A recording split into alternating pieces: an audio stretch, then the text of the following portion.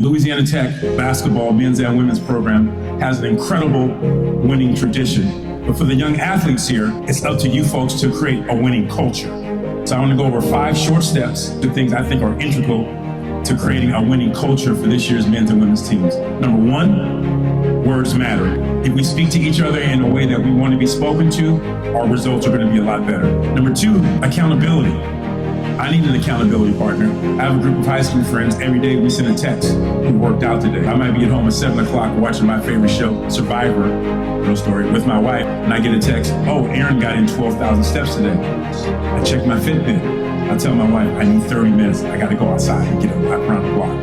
And I think that athletes, if you find somebody who can be your accountability partner, make sure you latch on to that person and make sure you're prepared when you are the accountability person for someone else. 3, trust. I think trust is one of those things that when you're building a winning organization at any level, you have to trust the people that you're working with. Trust only happens when you go through the fire with people. The 4th aspect to developing a winning culture, we need to compete harder. I guarantee you, whatever the effort you gave today at practice is not the level that the coaches need you to be at. They're going to say play harder. They want you to compete harder. And that means every day in practice, you got to give your all every drill. And it sounds real simple, but I know it's hard. The 5th and final rule, preparing for adversity. I went through a situation a couple years ago that I never thought I'd go through in my life. But I remember that one morning I got up and I was at the worst part of my life. And then once I realized you're either going through it or you're coming out of it, and that's the human journey, that's when I got my courage back. Somebody's going to get hurt.